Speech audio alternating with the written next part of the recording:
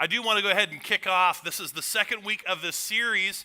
It's a marriage series, okay? So we talked about this idea last week, and just to tell you about the heartbeat, sometimes as a church, we will, because we want to hit the most people, we'll talk about relationships, or we'll talk about this, or parenting in light of relationships, and those kind of things, and we'll talk about before marriage and during marriage, after marriage, and those kind of things. So this year, we just prayed about it, and as our team prayed, we were like, look, we really feel like we got to do a series just for married folks.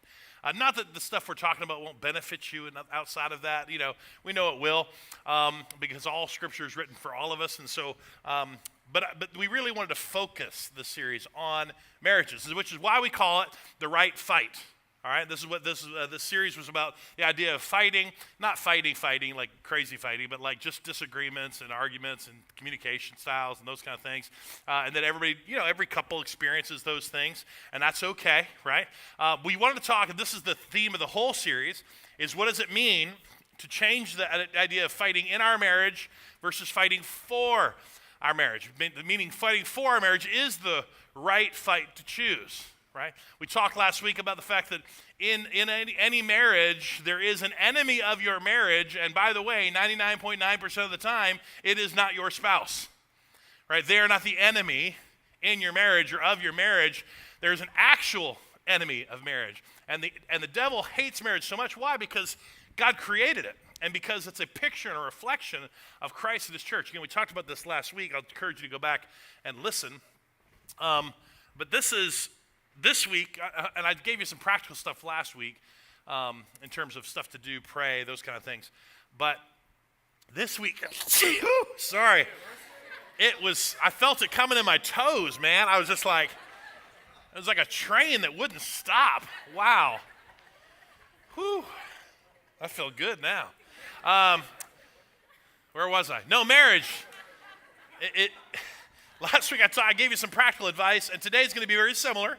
All right, very similar. I ended with some practices, but today we're going to talk about communication. All right, like a really easy, subject. Communication in marriage. And like I did last week, I wanted us to, before we get into all the stuff that might step on our toes a little bit, I wanted us to just laugh and enjoy this idea of communication in marriage and how sometimes it causes us to fight. Let's watch this together real quick.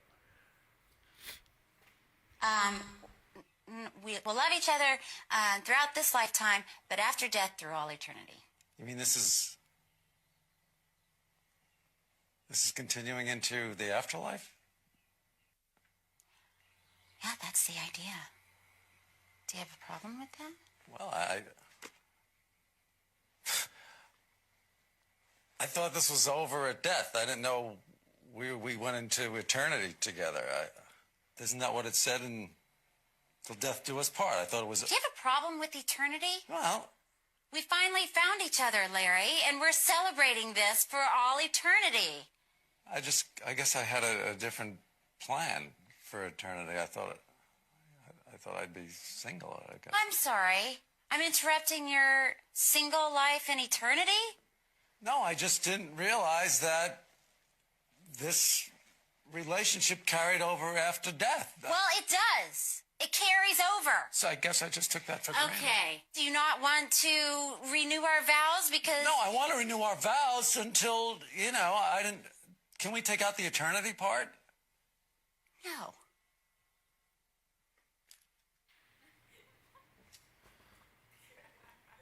Okay. That's the way most marriage fights end, right? Just like, okay. No, I love that. That was a great clip I saw a while ago. I saved it just for the series. All right, so when it comes to communication, let's just lay this out, all right? Because everything in communication is usually where fights start or stop or end up. Communication, I'm just making it real simple today, right?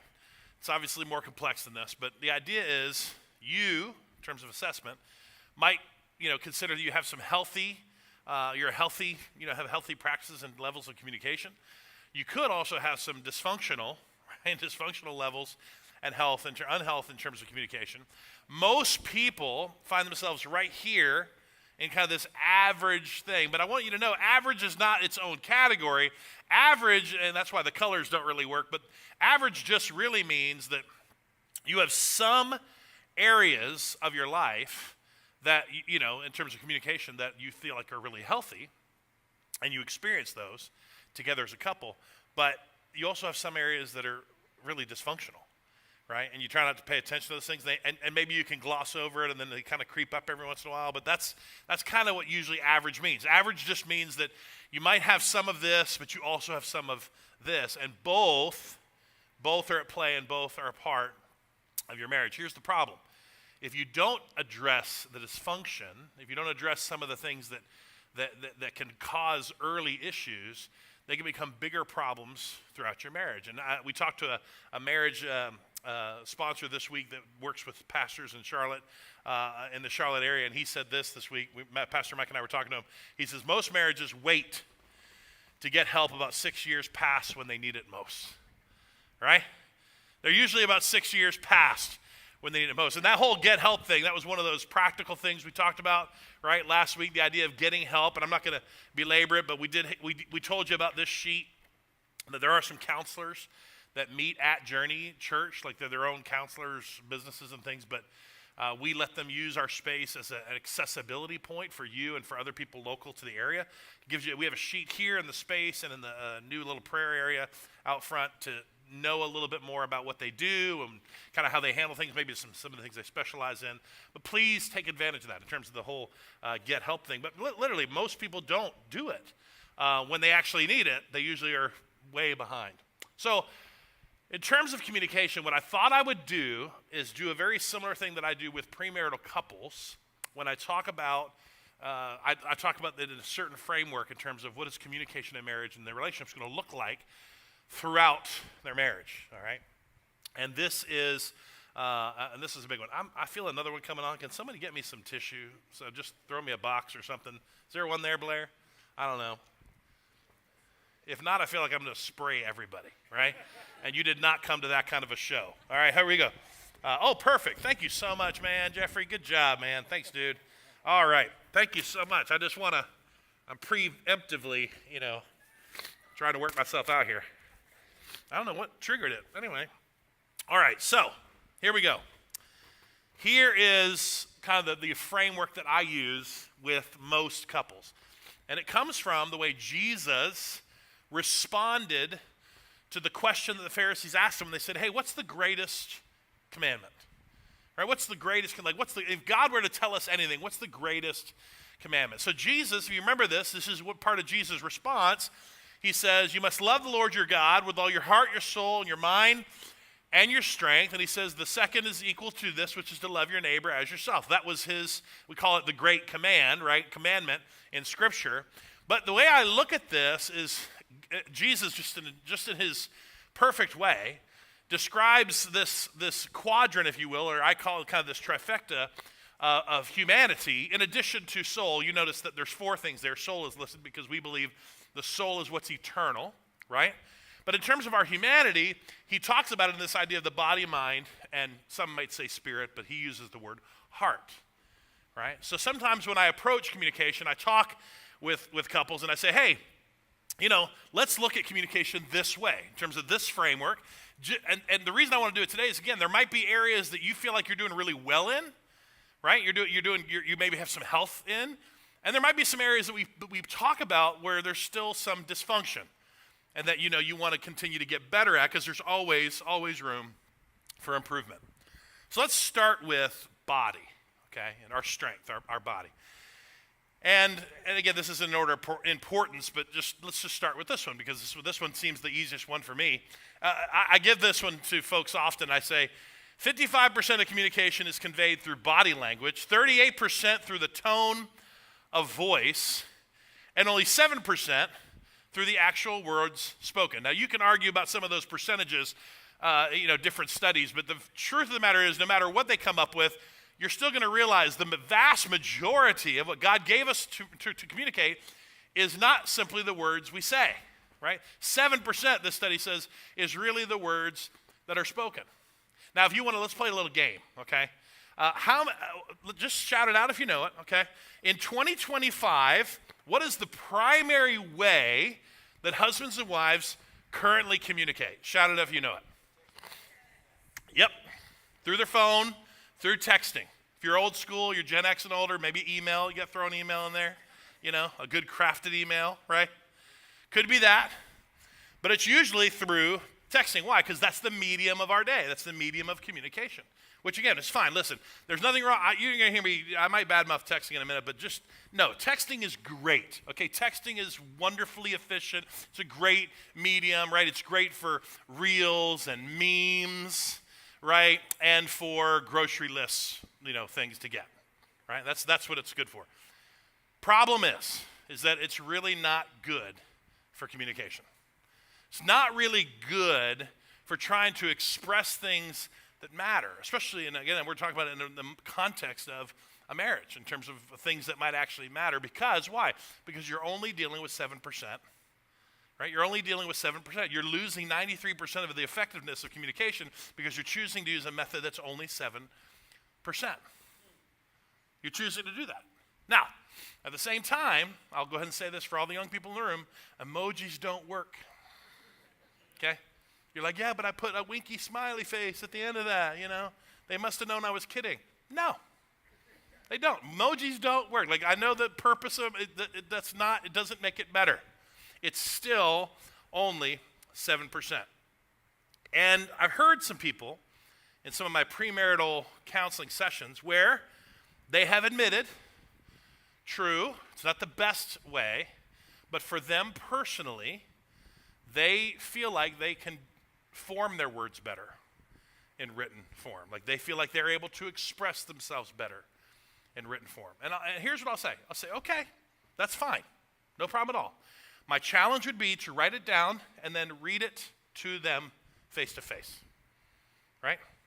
Like if that's truly the case, create a pattern of some sort to still communicate it with your body language, with your voice, with your tone, even if you need to take times to write it down and read it to them. What's actually usually the case, and I'm saying that to give you the benefit of the doubt, what's usually the case is that it is not being learned, or it is being really unlearned through Generation X and lower, that what's happening is that people are taking that shortcut of digital communication and they are unlearning what it means to physically be able to communicate what really matters to someone else. And it's a huge problem, right? So I'm going to go ahead and challenge the parents in the room, like, don't let your teenagers get away with this, right? Don't let your parents text you they're sorry, right? Or they apologize or whatever. Make them have that conversation face to face with you, right? They're going to need these skills for the rest of their lives. Do not let them get away with what they are so, quote unquote, used to, or what they're only learning. Help them understand the breadth of what God has given us. He's given us 100% effectiveness in our way of communicating. We're using 7. We're using 7. Here's the gospel writer of John, the disciple John. He wrote 3 letters to the church, and this is 1 John 3:18. It says, "Dear children, let us not merely say we love each other, but let us show the truth by our actions." Right? This is John talking to the church, but again, all this context is written, and we're reading it through the context of marriage, but it's a broader context. But the reality is that our words do matter, but our showing up physically matters too, right? Like showing up, proof is in the pudding. The action that goes along with those words are what really, really make the difference. I use this quote from, I can't remember his name, but I think it's from the Love and Respect book, about the way it always impressed me. It was the way he talked about quality time.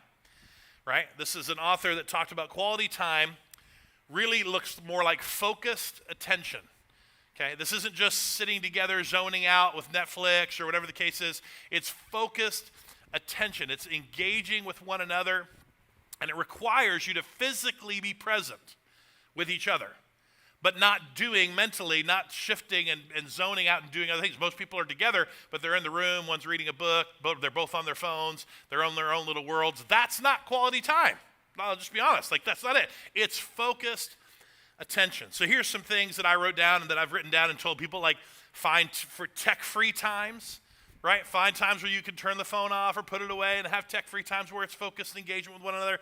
Intentional engagement, meaning that you take time intentionally to do things with one another, right? And I put down 3 things. It can be whatever you want. Walks, go eat dinner, go eat lunch together, go have a breakfast, like food and a recreation. Maybe you like to Frisbee golf, like maybe you like to do those things. Maybe it's a sport. Maybe it's something else. Maybe you like to go to the gym and talk. Fine. It's recreation, right? But you're still doing it with that person, and it's still a physical form of communication with each other.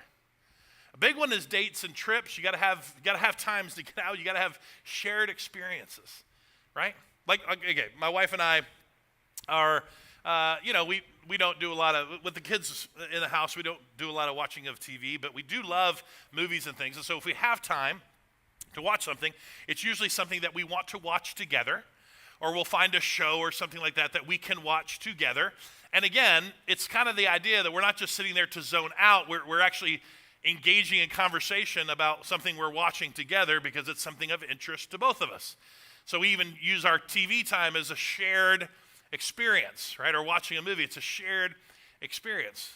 This is a very different approach in terms of, again, kind of choosing the things we want to do to be together. I mean, I've talked with couples that vacation separately. They vacation differently. Well, we don't like the same things. Well, figure it out, Be better. I'd so much better you vacation together and let the guy go golfing and let her go do this for a 4-hour window and spend the rest of your time together. Like, there's ways to make it happen. I continue to come back to, why would you only settle for 7% when God has given us so much more?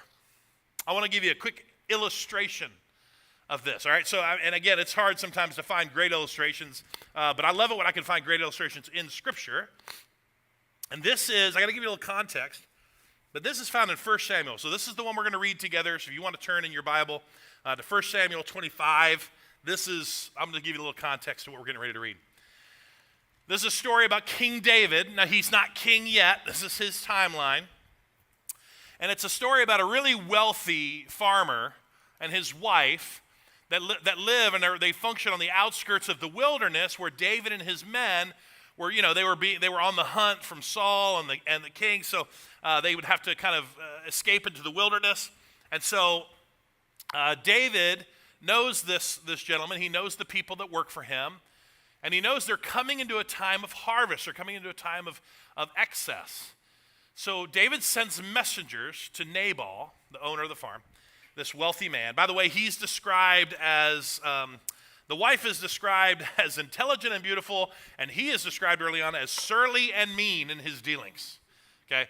So he sends messengers and says, hey, we've looked after your people. We didn't let bandits come near your farmers and your sheep herders and all that kind of thing. Like, we've tried to help you out. Hey, would you be generous to be able to share some of this plenty with me and my men who are in need in the wilderness? And Nabal responds in a really negative way. He basically is like, who is David? He's nobody. As a matter of fact, he all but calls him a traitor, right? Plenty of servants leave their masters kind of thing. Like, he just treats him as nothing.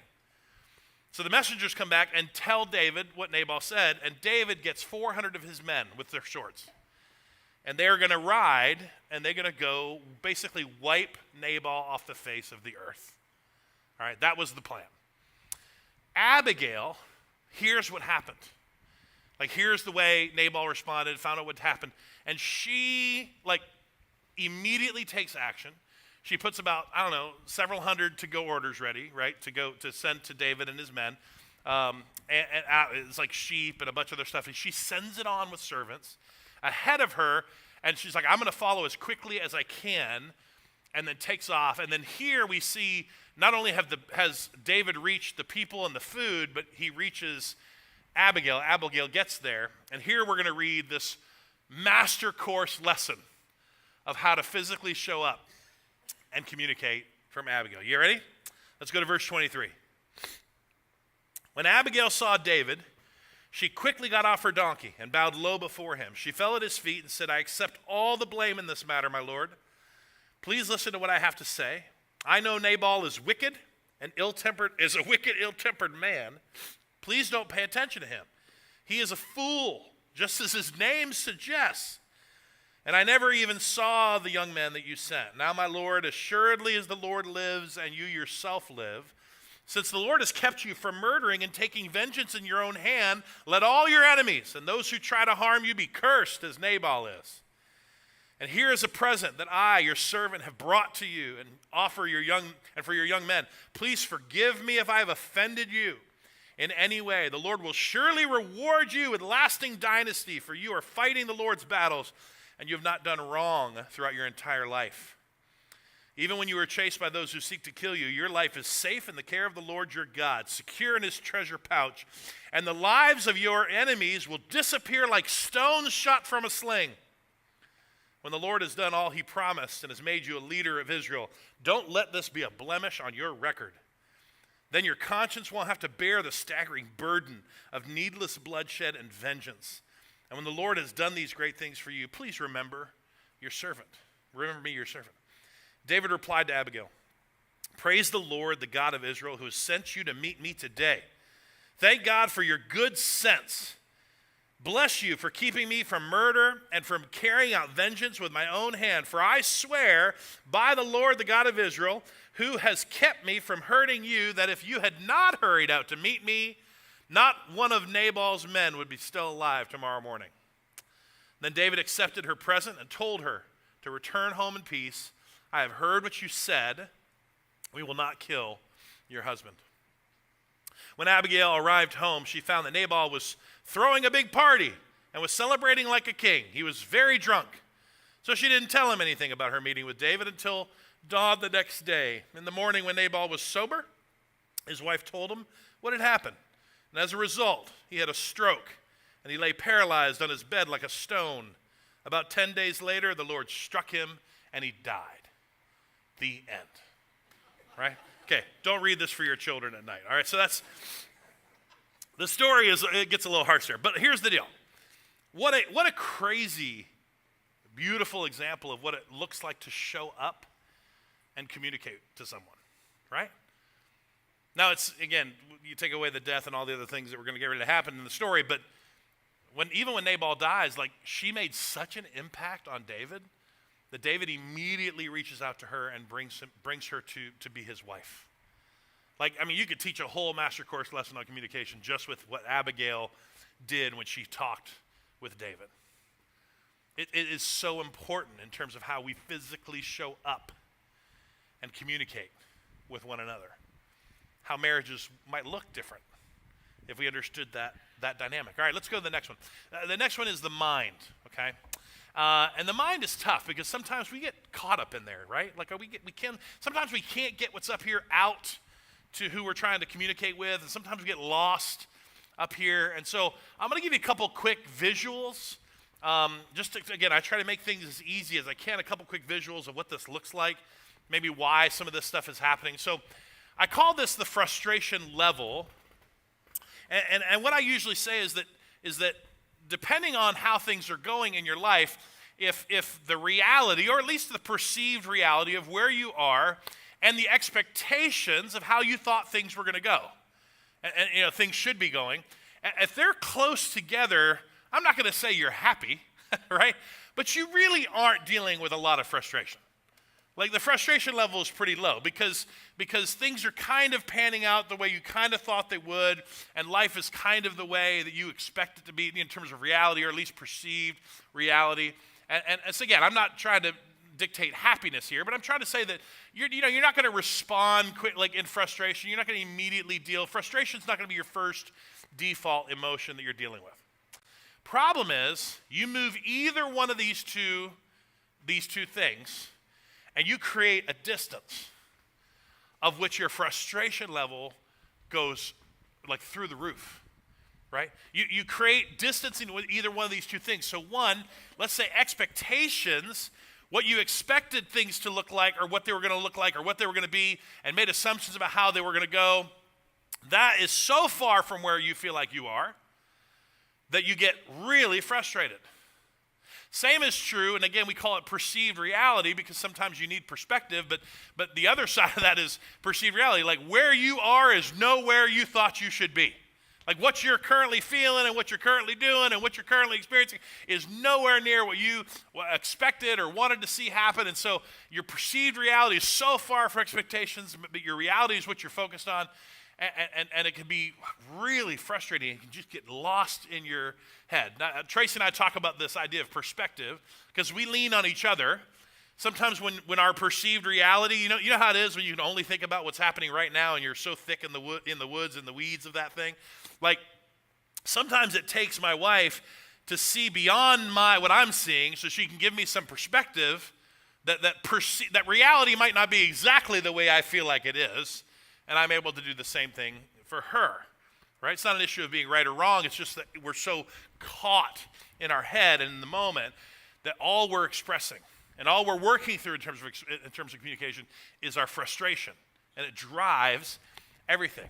And frustration will primarily drive, and you heard me say this earlier, it will primarily drive our assumptions. So you guys know, you remember the assumption junction?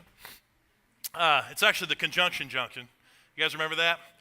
The old from Schoolhouse Rock. But now the assumption junction is what I call it when you get to every one of those intersections and every one of those crossroads, and you decide the wisest thing to do is to assume what the other person's thinking, or what the other person's going to do, or the other person's saying, or the motive behind what's happening. So the frustration levels get us all jacked up. We get caught in our head, and then we start assuming everything.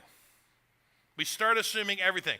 Now, again, presuming is a little bit better because presuming is based off of usually evidence, usually based off history, usually based off things you know. But I wouldn't even tell you to lean on presumption either, because sometimes you can presume and still be wrong, dead wrong. But assumption is chaos. What's your function? What's assumption's function? To ruin your marriage. That's what I'm going to tell you, okay? Ruins communication. Assumption junction ruins communication. I love this. This is, again, from Dr. Eggerichs. This is a Love and Respect book. What I say is not what you hear, and what you think you heard is not what I meant at all. Okay, no husbands and wives like nudge each other, okay? Right? What I say is not what you hear, and what you think you heard is not what I meant at all. How many couples find themselves, right, when they're frustrated, when they're trying to communicate, they're lost in their head, they can't get it out, they can't figure out how to communicate, but it usually gets lost. Like everything you're saying just gets lost with each other. Here's Proverbs 18:13. These two scriptures are written from Solomon, the wisest guy who ever lived. Solomon says, spouting off before you listen to the facts is both shameful and foolish. Right? Responding because you've assumed and without really understanding all the facts or hearing everything is really shameful and foolish. Ecclesiastes 10, it says, wise words bring approval, but fools are destroyed by their own words. Watch this. Fools base their thoughts on foolish assumptions, so their conclusions will be wicked madness. They chatter on and on, right? They're talking, but no one knows what's going to happen. No one really knows what's going to happen, and no one can predict the future, right? Like, just think about it. Just think about it. No one can know what's going to happen. No one can predict the future, and yet you're going to tell me your assumption is dead on, right? Your assumption in that conversation, your assumption of what they're thinking, your assumption of what they mean, your assumption of what they said and what they meant, you think that's just dead on accurate? Come on. That's foolishness. So I'm very simple, but when we talk through this idea of the frustration level and how things work, and especially in terms of communication, the one thing I usually say is that, listen, it's better to seek clarity in conversation, especially when you're stuck in your head. Seek clarity. What was meant, right? Over recall what was said. Okay, now here's the problem. This is so much easier to spout than to do, right? Than to live. Because again, you're frustrated and you're in your head. But seeking clarity is to kind of make that decision in advance that, like, you know what? I probably need to say what I thought I heard them say, so they have an opportunity to clarify.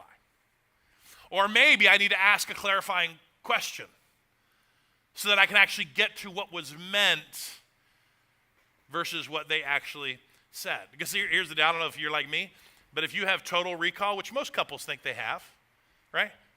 Perfect recall, right? Well, you didn't. I didn't say that. Oh, let me tell you what you said. I know exactly what you said. It has been etched in my skin, right? Like we feel like we remember perfectly what someone has said in our recall. But choose to seek clarity, right? Choose to seek clarity over that perfect recall that you think you have, over what was said, because again, what was said may not have been what was said, or what you heard was not what he said at all. Who knows? Seek clarity. What did someone mean? Again, this is why texting doesn't work. You got to do that face to face. That has to be in person. Well, I heard his tone of voice. I heard I saw her body language. I thought I heard this, but that couldn't have been what was said. So let me seek clarity. Why? Because I'm so lost in my frustration. I'm so lost in my head, so caught up in there, that it makes it hard. And again, we do not want to be foolish. Foolishness is what brings that dysfunctional communication. Let me go to the last one. Not because it's not important, but the last one is the heart. The heart is all about expressing and understanding your emotions. And again, you can go to a counselor, and you can go through the emotional wheel, and you can get great tools. Let me hear you say this. You can get amazing, great tools to help you work through and how you process emotions. So much better than what I'm going to give you. All right, this is the free version. Y'all with me? Like, this is the quick overview free version. You go get actual help, you're going to get better help. Okay, but let me just give you a starting point. Let me just give you a starting point. And I've done this before. I think maybe 5 or 6 years ago when we talked about marriage the last time, because this is what I use, again, in premarital counseling. I try to use this as a basic format just to help people take a step in processing their emotions, expressing their emotions, right? And then we're going to talk about this idea of being delivered and received. It's a concept I want to challenge you with, okay? So let me give you this illustration. The illustration I use, I call them stewers and spewers, okay? This is a basic breakdown of internal processors versus external processors, okay?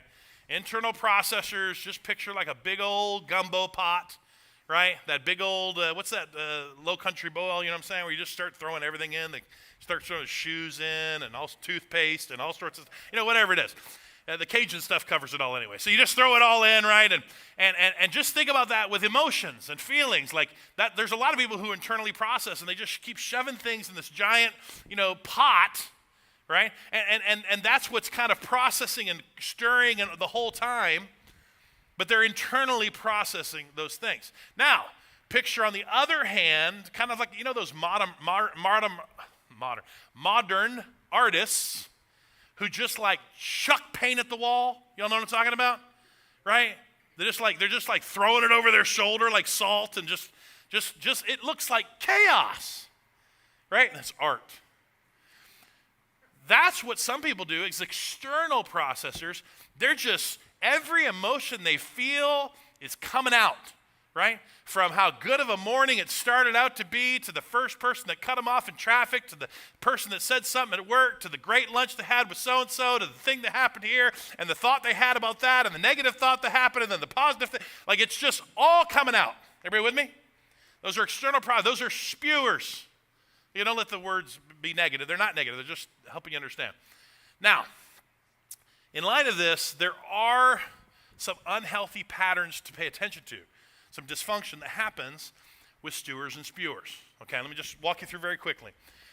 Stewers have a tendency to bury their emotions, right? Like they don't really understand it. They don't know how to process well.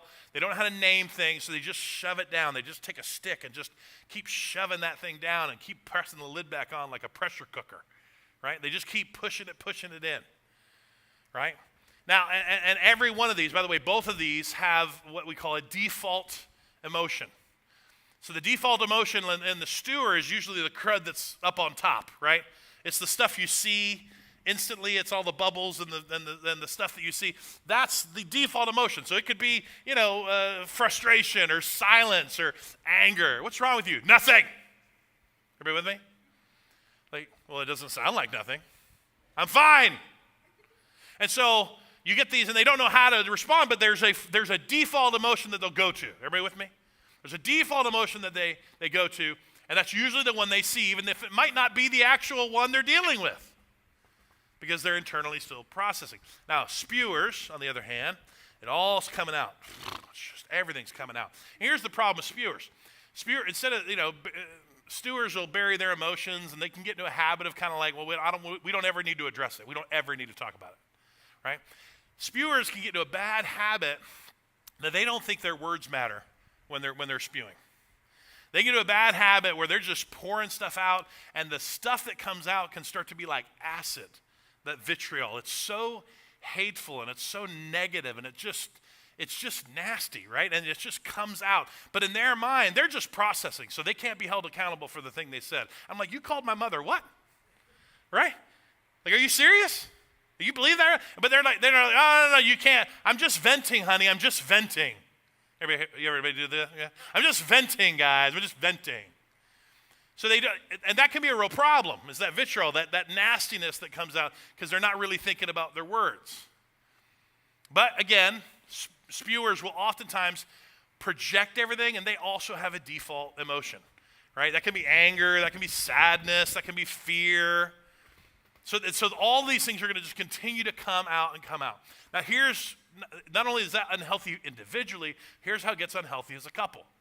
Because neither one of you really understand how you process things, and you really don't understand how they process things, you will try to bend your spouse into processing more like you. Okay? So you will try to convince your spouse, a stewer will try to convince their spouse that all of this spewing is horrible. You should just be quiet more. You should just write those things down as inside thoughts, right? In your head thoughts. And what will happen is they will not intending it, but they will put fear and shame on them to try to get them to act more like them. Spewers, on the other hand, okay, now understand this is really unhealthy dysfunction. Spewers think that, the stewers are wrong. They shouldn't just let that thing process internally. You got to get that stuff out or it's going to kill you. So they turn the fire up and they just start poking it, Like, what's wrong? What's happening? Why do you feel that way? Tell me what your thought is. Give me 3 words and make you feel, it just explodes. And the spewer goes, now don't you feel better? And the truth is, the stewer does not feel better because they weren't able to process anything. Now they're just mad, right? So here again, these are just dysfunctional things that show up. And again, this is the quick version. So just hear this healthy side of things. Healthiness requires both to be really honest about how they process emotions. Okay, you got to be honest about how you process emotions. You got to be. With your spouse, with yourself. Don't pretend. And let's face it, like stewers have to be self-aware. That, you know what, I might need a little bit of time to process this, but it does not give me an excuse to bury it and never bring it up again. That is not fair to my spouse. That is not fair to others. To bury it, never bring it up again. I need time. Yes, I need time. Give me 24 hours. Give me a few days. Let's circle back. Right now, I don't know how I feel. Let's talk about it later. Does that make sense? Spewers have to be self-aware, honest, but they have to be under self-control. Why? Because your words matter, right? You cannot just spew hatred and negativity on your spouse and not expect your spouse to feel it and to respond. So you have to have self-awareness and you have to have self-control. And ultimately, guys, again, quick version, the stewards need time more than anything. They need to feel safe, that's a safe relationship, but they need time to process.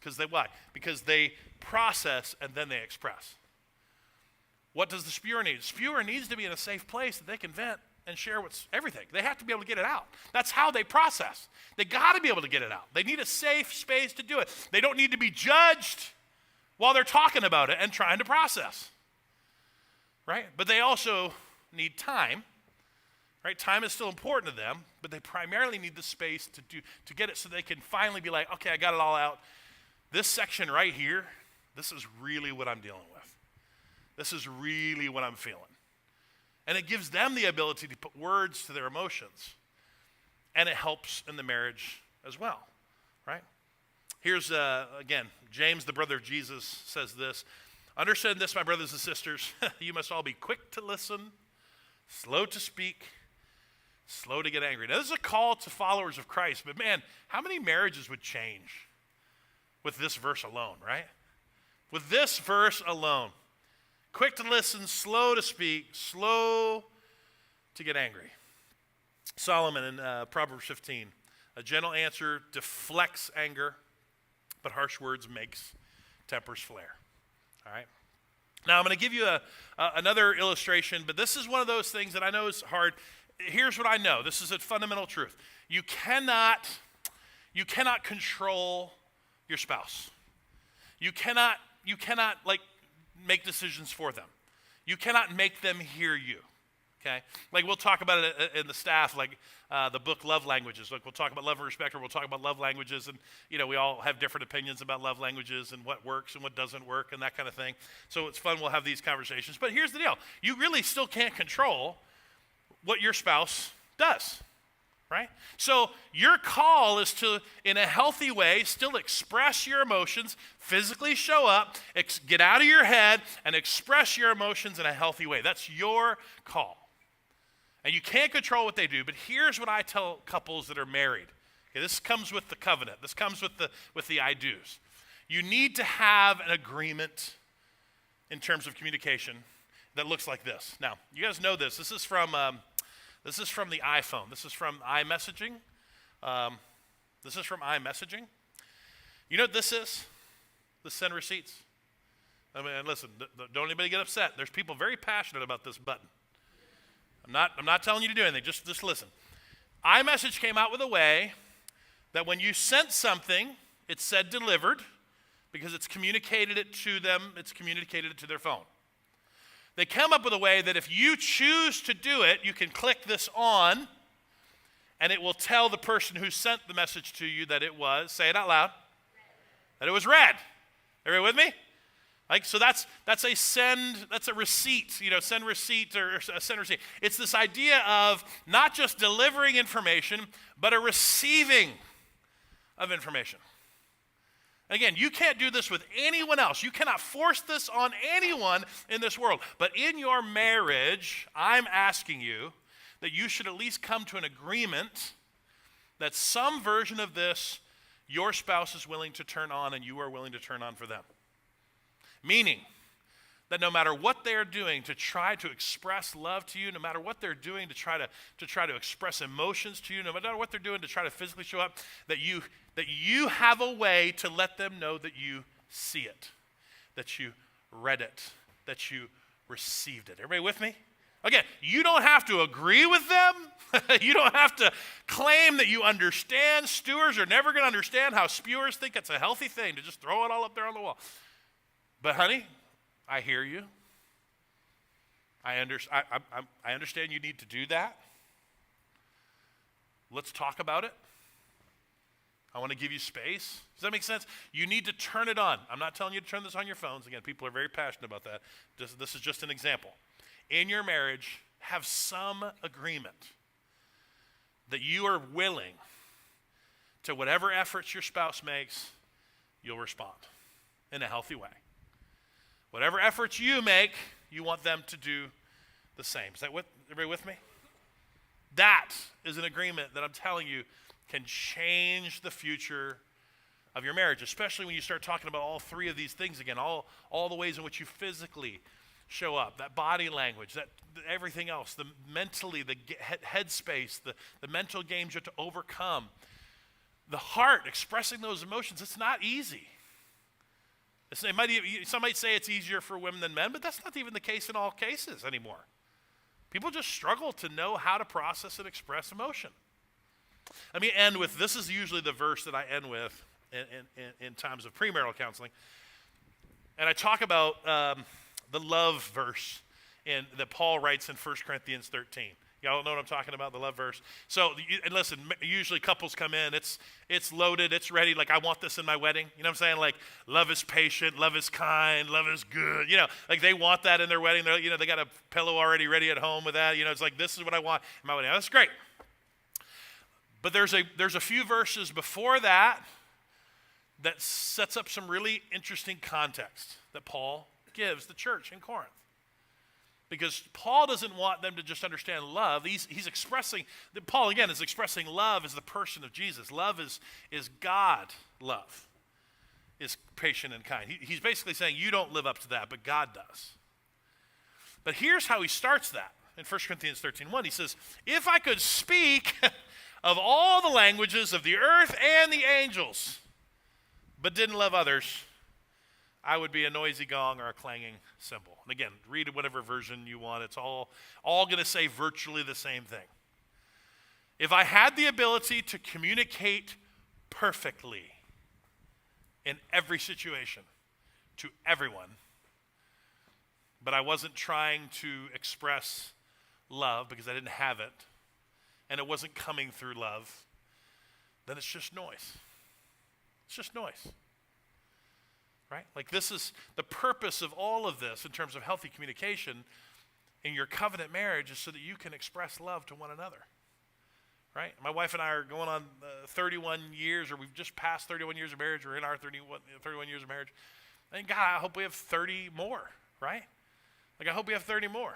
And I might even be sitting in a place that thinks, hey, we're more on the healthy side of average than we are on the dysfunctional side of average.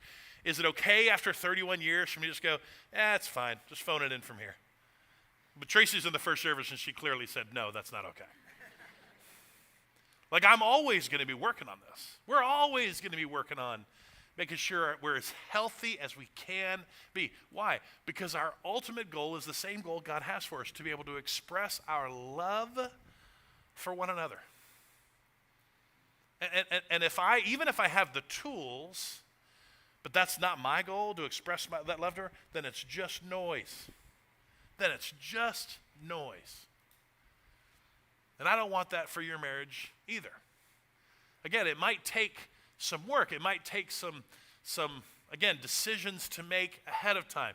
We're going to turn those send receipts on. We're going to make agreements to seek clarity. We're going to physically show up. We're not going to choose text. We're not going to choose 7% anymore, right? To talk about the things that matter. We're going to choose to be healthy.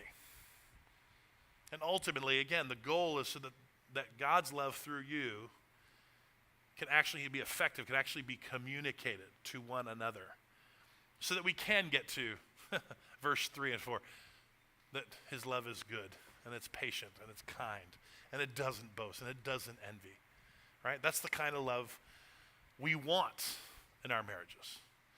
Communication is part of how we get there. Let's pray together. Father God, I'm so thankful that your word just continues to challenge us to be healthy in our communication, especially when it comes to how we love one another. And again, God, I just pray for every marriage in the room and watching online, that they would not settle for average, that they would see the areas of dysfunction that still creep in. They could see the areas, either body, mind, or heart, that they still need to do some work. And that God, by your Holy Spirit, they will take steps to begin to get help, to begin to walk through the process, to begin to help make it better. We're trusting by your Holy Spirit's power to do all of this in and through the marriages and our lives here. And again, God, we're so thankful. We pray all this in your name, Jesus. Amen.